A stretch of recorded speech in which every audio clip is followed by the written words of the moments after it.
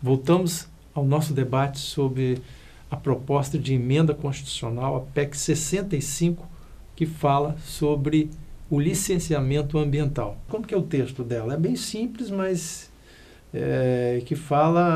que deixa em aberto muita coisa, né, Vitor? Exatamente. Eu não me lembro aqui exatamente se ela fala em estudo de impacto ambiental ou estudo prévio de impacto ambiental, né? Porque tem essa distinção. O estudo prévio de impacto ambiental é o gênero, que compreende o EIA-RIMA, o RCA, o PCA e etc. Né? Pegando um gancho aqui na sua fala anterior até, André, a questão da gestão do conhecimento é muito importante, né? Quando se fala em licenciamento ambiental, né? Que é justamente o órgão, né, poder ter um inventário, né, de determinadas atividades, né? Já conhecer o impacto daquela atividade. E isso hoje a gente, até por questões administrativas, gestão, dificuldades na gestão, a gente não vê isso muito. Vê evoluções, está evoluindo, né? Normatizar licenciamento para determinadas atividades. Aqui no estado a gente tem muitas instruções normativas específicas para determinadas atividades, seja gestão do conhecimento. Então, os órgãos ambientais que têm essa gestão, que conhece o seu estado, né, os órgãos estaduais no caso, que conhece o seu estado, sabe a predominância das atividades no seu estado e faz essa gestão do conhecimento para padronizar o licenciamento de uma atividade específica, saltam muito na frente e ganham, tem esse plus, ganham em gestão do tempo, né? E outra coisa importante que a gente tem que lembrar em relação à PEC é que ela frustra a própria eficácia da Lei Complementar 140 de 2011, que regulamentou as competências em licenciamento ambiental. Por quê? Nessa lei já se diz que os órgãos licenciadores só poderão fazer uma exigência, só poderão fazer exigência de complementos no estudo uma vez, né? Isso é uma ferramenta magnífica para destravar o licenciamento, né? Então, tivemos a sociedade brasileira, quando eu falo tivemos, a sociedade brasileira teve todo esse esforço para regulamentar o licenciamento através dessa lei complementar e essa PEC pode vir a trazer um retrocesso em relação a isso. Lembrando que existe o princípio da vedação do retrocesso em direito ambiental, o que mataria no ninho essa PEC, né? Secretária. Essas questões todas do conhecimento é fundamental. Quando a gente trata de agilizar, dar celeridade ao licenciamento ambiental, e aí que eu lembro, é só um dos instrumentos do que compõe a Política Nacional de Meio Ambiente, quando a gente trata dessa questão, e aí vem as diversas instruções que já existem, tanto no âmbito do Estado, quanto no âmbito do município também, visa mesmo acelerar, de forma que o empreendedor, quando ele vai fazer o requerimento da licença dele, ele já tem ali a noção de todos os documentos e estudos que ele deverá apresentar. Isso é uma forma de agilizar. Mas eu ainda tenho uma outra consideração, é que nós precisamos avançar com os órgãos de classe também.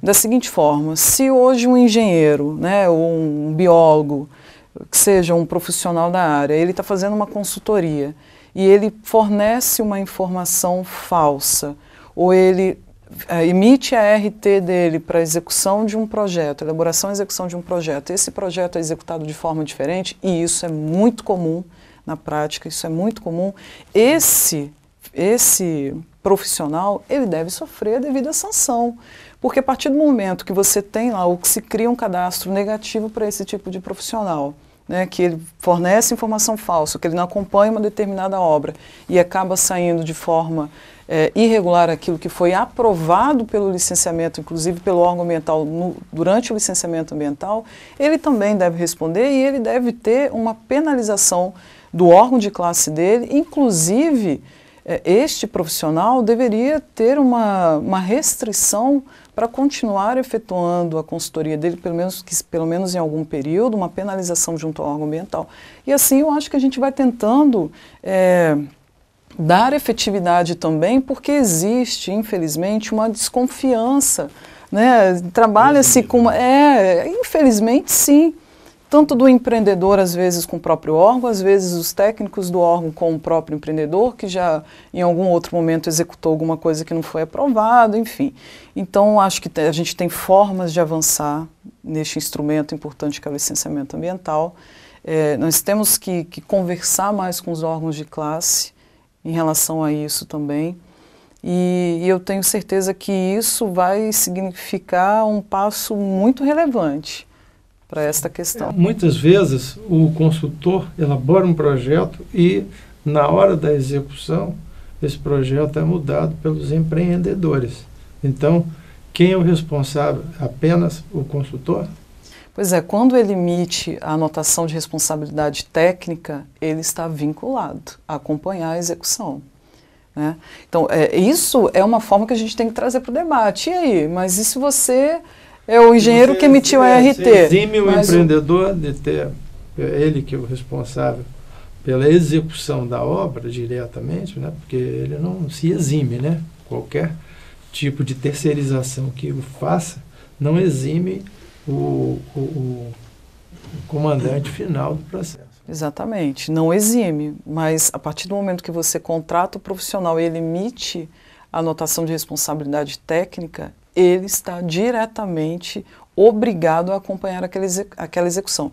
Se ele está acompanhando a execução e o comandante, como colocado aqui, né, o empreendedor, ele está determinando a execução de uma forma diferente, este profissional, ele tem que se retirar daquela obra, comunicar ao órgão ambiental, inclusive comunicar o próprio órgão de classe dele também, né, e aí você vai buscando a responsabilização.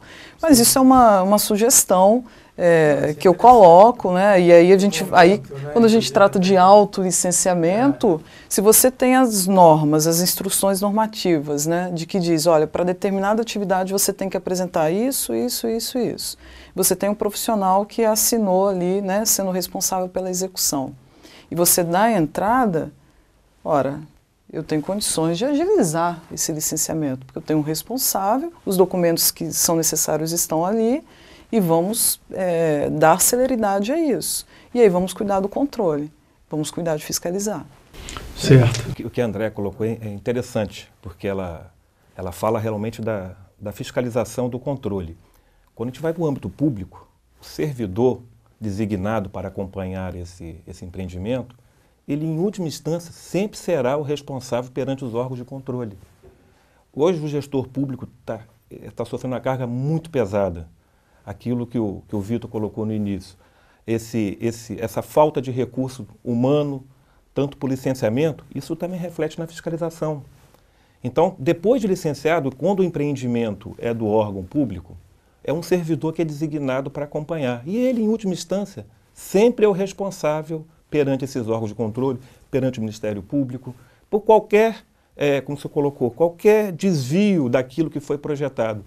E muitas vezes, pelo número de empreendimentos que está ocorrendo, por exemplo, no ano de 2012, acho que contextualizando até a PEC, foi um boom de investimento em infraestrutura, e aí queria se destravar essas obras que havia muita ingerência de Ministério Público. Acho que essa foi o espírito do legislador, que era contextualizando para aquele momento. Mas hoje a gente vê exatamente isso, a gente, enquanto servidor, está ficando muito receoso.